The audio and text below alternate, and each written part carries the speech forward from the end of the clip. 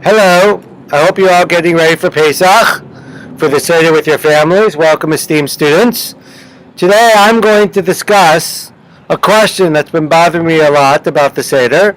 I'm going to try to give some answers, but I think it would be good if you asked this question at the Seder, because I don't know if there is one really good answer, and it would be good to get a discussion going with your friends and family.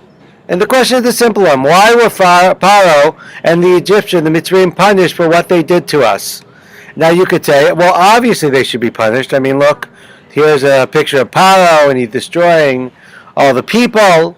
Of course, but if you look carefully at the storyline, and we all know, we read in the Agada about the Bris Ben Absarim, the covenant between the parts, when Hashem spoke to Avram Avinu, B'Brit Ben Absarim, Shne'amar Vayomer LaAvram, Hashem says to Avram after he has parted all the animals, Yadoa Teda, you should surely know, Kigir Yeza'acha Be'eret Lo Lahem, that your descendants will be strangers in a land that's not theirs, Vavadum V'inu Otam Abba Me'ot Shana, and they shall be enslaved there for 400 years. And this is obviously the 400 years. We know it's not just a reference to the 400 years of Mitzrayim, because they're only in Mitzrayim for maybe 210 years, but the 400 years starting from the birth of Yitzchak, after the Brit Ben Abtarim a few years later, some 30 years later, Yitzchak is born. And what did Hashem say? Hashem says, your descendants will be slaves in a land that's not theirs. V'gam et hagoy asher ya'abdu dan anochi, and that nation who enslaves them, I will pass judgment against them. And after this point, Yatzu b'nei Yisrael will leave b'rechush gadol. They will leave from Mitzrayim with great multitude, with great stuff, with a great booty, with payback, with reparations for all that had been done to them. And the question here is the obvious one. If Hashem has already predicted to Avram some 400 years prior, more than 400 years prior, that the Jews will be slaves in Egypt, in a strange land, doesn't that make the Mitzrayim the messengers for God? They are the ones who are there to carry out Hashem's will. And if they're there to carry out Hashem's will, how could it be that they will be judged against? How could it be that they will be punished for doing this? They shouldn't be punished, they should be applauded, because they merely did what Hashem wanted them to do, what Hashem predicted that they would do, to enslave and oppress the Jews. We look later, this question is not just a question by Avram Avinu, a question by the Mitzrayim, by Pharaoh, but the question much later on in Yirmiyahu. Those of you in 10th grade are learning Yirmiyahu this year. And likewise there we have someone, namely Nebuchadnezzar. This is the picture of Nebuchadnezzar from a coin at the time. He was also called Nebuchadnezzar, Melech Bavel. Sorry about that, I needed to pause because my daughter wanted to look at the picture. And so, here's the picture of Nebuchadnezzar, and he also likewise is called on by the prophet Yirmiyahu in the name of Hashem to do God's bidding, in this case, to destroy the Beit HaMikdash, to destroy Yerushalayim, to destroy Yehudah, and to send the Jews into exile. Hashem says, because you didn't listen to my words, I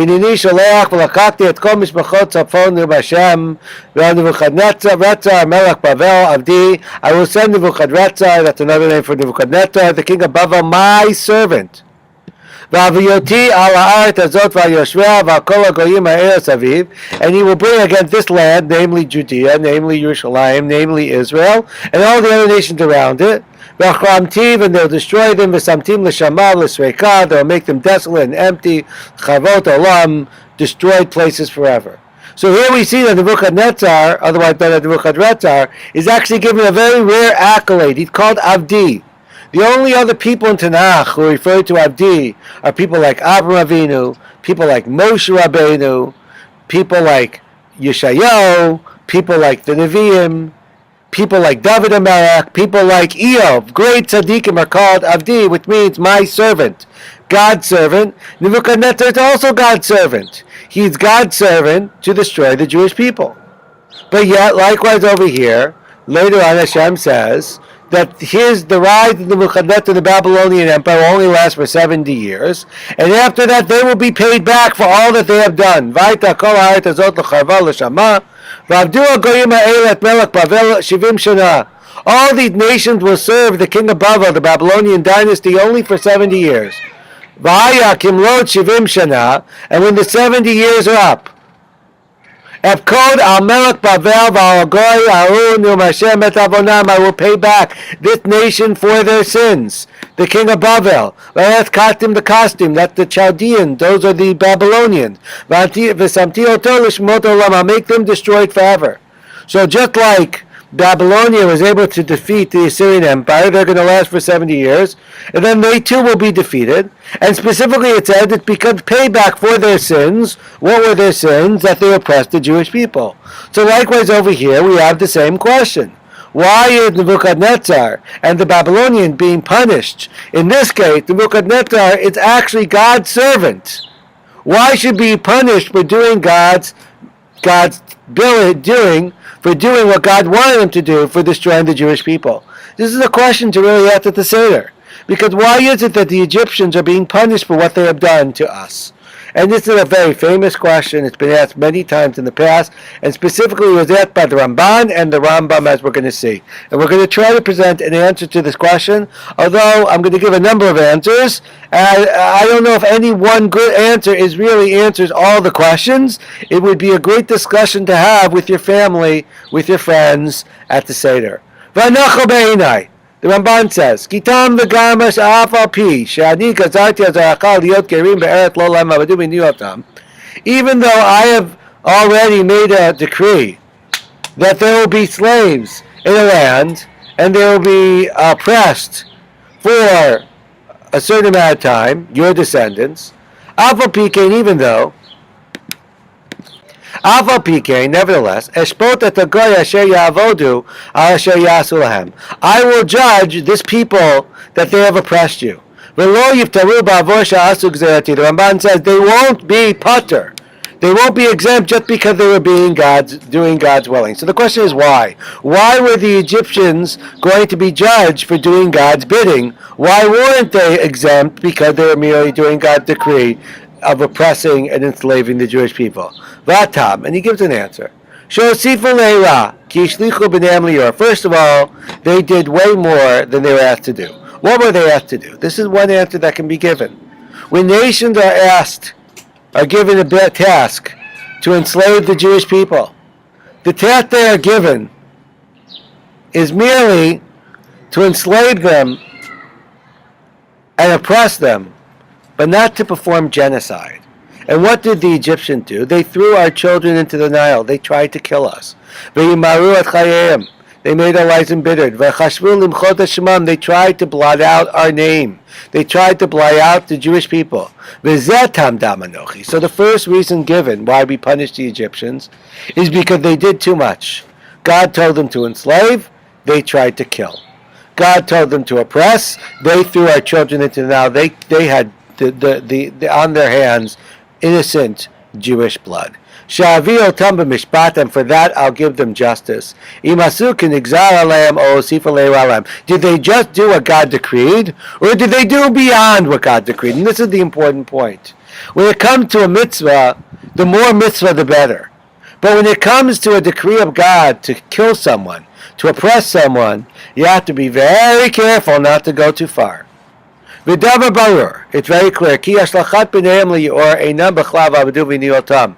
Throwing their children into the Nile was not oppressing them and enslaving them. Avohi kiratam lagamri, that was destroying them, and for that they were judged. So that's the first reason the Ramban gives. Now the question is, by Nebuchadnezzar, is this really the case? Did Nebuchadnezzar oppress us too much?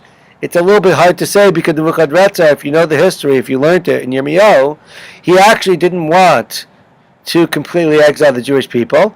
First he exiled the Cheresh U'Masger, they were only the nobility. Then when the Jews rebelled again, he did a second exile where he destroyed the temple, and still there were Jews in Israel, and we only completely kicked out later on of our own doing. Nebuchadnezzar did not try to, he wanted obviously to conquer Yehuda, he wanted us to pay tribute to him, but he didn't try to completely destroy us until later. So it's a question whether you can give this answer. The Rambam, he quotes, gives a different reason in Hilchot Tshuva. Lefi shelo gazar al isha dua. And he says an interesting idea.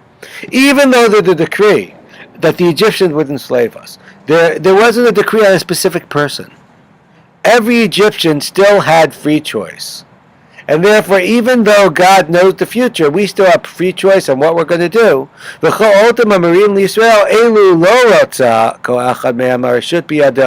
Anyone who did bad to us, they could have not done it. It's like Lahavdil, when you're talking about the Nazis and the Germans. So the Germans were all conscripted into the army, and they could argue that it wasn't their fault that they fought in World War II. But the ones who chose to be in the SS, and the ones who chose to be in the concentration camps, and to have the blood of innocent Jews on their hands, they should still be punished. They had a choice.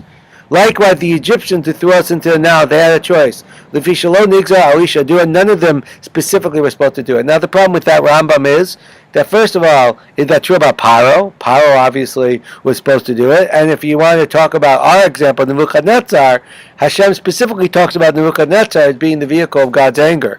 So it is a specific person. So that's the question about the Rambam. The Ramban also has a question. He says if God made a decree, so obviously a person should be rewarded for carrying out that decree. They shouldn't be punished. So if you hold like the Ramban, that the reason they're punished is because they went beyond the decree, then that makes a little bit of sense. But if you hold like the Rambam, that every person should not have fulfilled God's decree, why not? It's God's decree. They should have wanted to fulfill it. Now the Ramban addresses Nebuchadnezzar directly. Nebuchadnezzar Shema. Nebuchadnezzar knew that all the Nevi'im said he should destroy Jerusalem. And him and his whole people were commanded by the Navi to destroy Jerusalem, specifically Yirmiyahu and others. And nevertheless, all the Chaldeans, all the Babylonians, and all of them are punished in the end. Now he gives two reasons.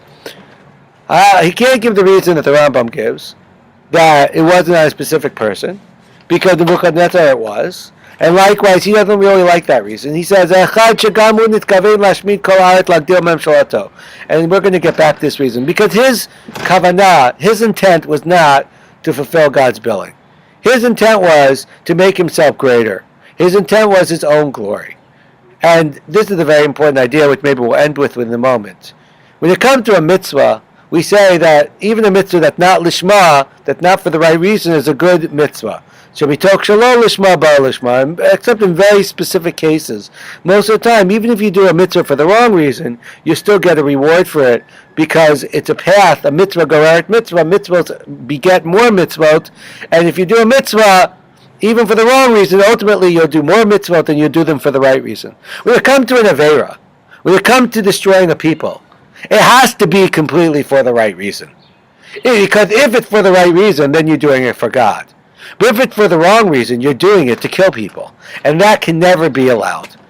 And then finally he gives one more reason. And likewise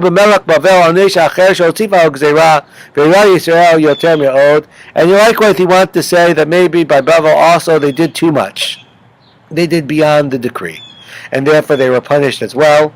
I'm not sure about that one in the case of the Babylonians, but I think one of the lessons we can learn is the idea that when you're doing when you're doing a mitzvah, you should try to do it lishma, and even if lo lishma is still good, but when it comes to these type of things, if someone's doing something that's not a mitzvah, like Pharaoh, like Nebuchadnezzar, unless they're doing it completely for the sake of God, then it cannot possibly be something they're rewarded for.